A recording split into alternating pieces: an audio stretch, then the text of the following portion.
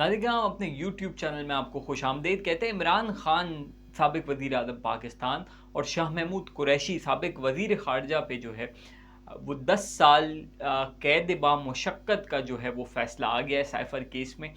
और ये ख़बरें आज सुबह से जो है पाकिस्तान मीडिया पे भी हैं और इंटरनेशनल मीडिया ने भी इस ख़बर को जो है वो बहुत ज़्यादा कोट किया है और उनकी शह सुर्खियों में ये ख़बर है कि इमरान खान साबिक वज़ीर आज़म पाकिस्तान को जो है वो 10 साल के लिए जो है वो जेल में बंद कर दिया गया है। साइफर बेसिकली एक ऐसा डॉक्यूमेंट होता है जो दो मुल्कों के दरमियान होता है और वो कुछ ऐसी लैंग्वेज में होता है जिसको पढ़ा नहीं जाता और उसको फिर डिकोड किया जाता है। और ये काम जो है वो वजारत ख़ारजा में जो लोग होते हैं 16 ग्रेड से ऊपर अमूमन वो लोग जो होते हैं उसकी ट्रांसलेशन करते हैं और फिर वो उस अल्फाजों में लेके आते हैं जिससे वो पढ़ा जाए। और ये केस बेसिकली इमरान खान की गिरफ्तारी जो थी वो तो हुई तोशा खाना में और तोशा खाना में गालिबन उनको 10 अगस्त या 15 अगस्त को गिरफ़्तार किया गया था। और जब उनको गिरफ़्तार किया गया उसके बाद पता चला कि उन पे एक और केस भी है और वो है साइफ़र का।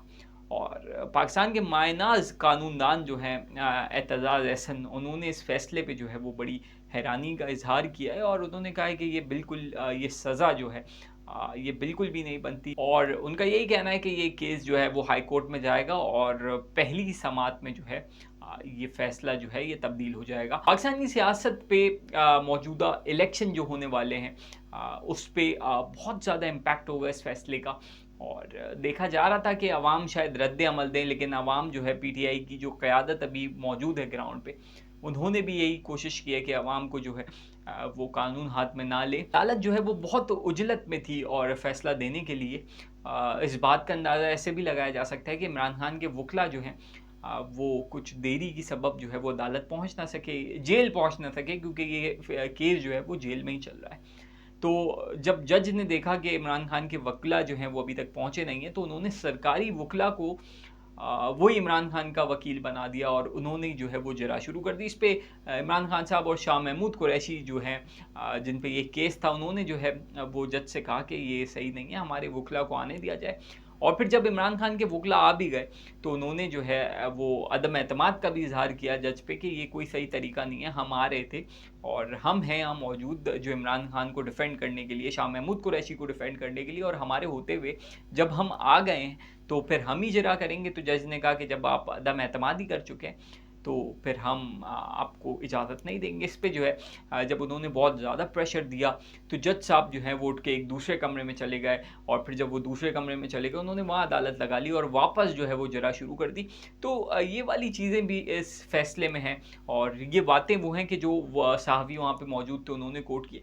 तो इससे अंदाज़ा लगाया जा सकता है कि कितनी जल्दी में जज थे फैसला देने के लिए। अब इत्तलात ये हैं कि हो सकता है इलेक्शन से पहले इमरान खान की जो अहलिया हैं उनको भी गिरफ्तार कर लिया जाए और ये सारी चीज़ें ऑन द कार्ड्स हैं।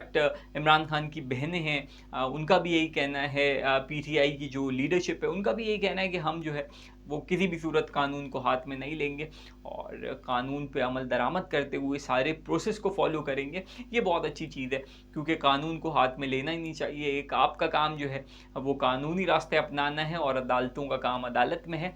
तो ये तो थी कुछ इमरान खान के हवाले से खबरें। कुछ खबरें एमक्यू पाकिस्तान की कराची के मुतालिक के सैयद मुस्तफ़ा कमाल और अनीस कायम खानी, ये दो जो ऐसे लोग हैं एमक्यू पाकिस्तान में जिनकी कुछ नाराज़गियाँ जो हैं वो चल रही थी गवर्नर सिंध कामरान खान टिथोरी साहब से। और आज जो है वो ख़बरों में भी लोगों ने देखा कि गवर्नर सिंध जो है उनकी मुलाकात हुई है मुस्तफ़ा कमाल और अनीस कायम खानी साहब से और ये मुलाकात जो है वो गवर्नर हाउस में हुई है।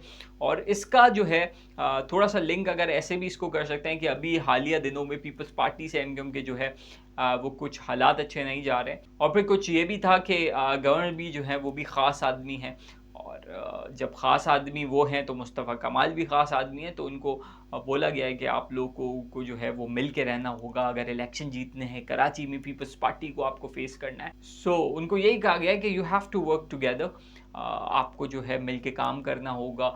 और फारूक सत्तार साहब से जो हैं वो तो राब्ते हैं ही गवर्नर के, तो अपनी तकारीर में भी गवर्नर का जो है वो कहते रहते हैं कि देखो एक गवर्नर हमने अवामी गवर्नर लाए और उसने यूनिवर्सिटी बना दी और आईटी के कोर्सेज करा रहे हैं। रमज़ान में गवर्नर हाउस खोल दिया और कहीं ना कहीं खालिद मकबूल सिद्दीकी साहब से भी जो है वो गवर्नर साहब के जो है वो राब्ते थे।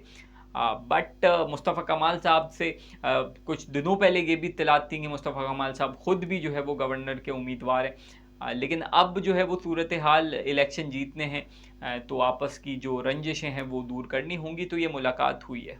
एमक्यूएम हकीकी आफाक अहमद साहब की जमात और तहरीक लब्बैक पाकिस्तान के जो कासिम फ़खरी हैं, जो यहाँ की आला क़यादत है, उनके दरमियान जो है वो कोई डायलॉग हुआ है, कोई मुलाकात हुई है।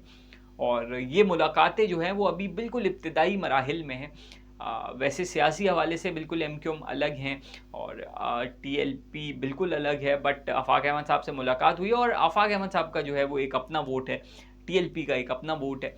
और इनके दरमियान अभी जो इब्तिदाई मुलाकात हुई है उसमें जो बातचीत हुई है, उसमें ये हुआ है कि किसी भी सूरत जो है वो इंतखाबात में धांधली का जो फैक्टर है उसको रोका जाएगा। दोनों जमातें इस पे मुत्तफ़िक हैं और फ्री एंड फेयर इलेक्शन जो है, क्योंकि पोलिंग एजेंट्स जो हैं वो जमातों के मौजूद होते हैं। टीएलपी भी जो है वो एक मुनज़्ज़म जमात अब बन गई है, कराची में भी, पूरे पाकिस्तान में। और आफाक अहमद साहब जहाँ जहाँ मौजूद हैं, वैसे तो वो पूरी कराची में मौजूद है, हकीकी एमक्यूएम हकीकी, बट कुछ जगहों पे वो बहुत ज़्यादा स्ट्रॉन्ग है, तो उनके भी पोलिंग एजेंट्स जब मौजूद होंगे तो इस बात पे दोनों मुत्तफ़िक हैं कि धांधली वाला जो फैक्टर है उसको रोका जाएगा और ये इस बात को यकीनी बनाया जाएगा कि इलेक्शन जो है वो फ्री एंड फेयर हो। इसके बाद अब कुछ ये भी इत्तलात हैं कि आगे आइंदा दिनों में जो है वो कुछ ऐसा हो सकता है कि कुछ जगहों पे सीट एडजस्टमेंट जो है वो टीएलपी और एमक्यूएम हकीकी की हो जाए। अगर ऐसा होता है तो एक बहुत एमक्यूएम पाकिस्तान के लिए एक बड़ा अपसेट हो सकता है, क्योंकि टीएलपी जो है वो एक बड़ी मजबूत जमात है और बहुत ज़्यादा अभी जो सर्वेज आ रहे हैं उसमें टीएलपी जो है वो काफ़ी आगे नज़र आ रही है। पीटीआई भी है और भी आज़ाद उम्मीदवार हैं, आज बहुत सारे आज़ाद उम्मीदवार एमक्यूएम के हक़ में जो है वो बैठे हैं।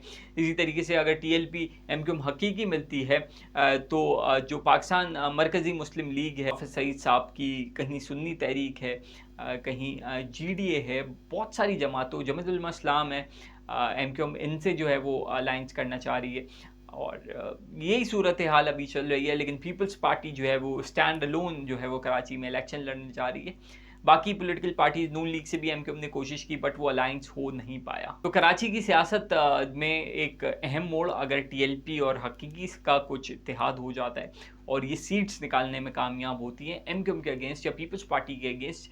जमात इस्लामी ने भी यहाँ पे अपना जलसा करके स्ट्रेंथ दिखा दी है, टीएलपी का जलसा होने वाला है। तो वैसे तो जो पार्टी के सरबराहान हैं उन्होंने रोक नहीं किया। बिलावल भुट्टो साहब जो हैं वो कराची नहीं आए, उन्होंने कोई बड़ा जलसा यहाँ पे नहीं किया है। इसी तरीके से मियाँ नवाज शरीफ हैं, वो भी कराची नहीं आए, शहबाज शरीफ भी नहीं आए।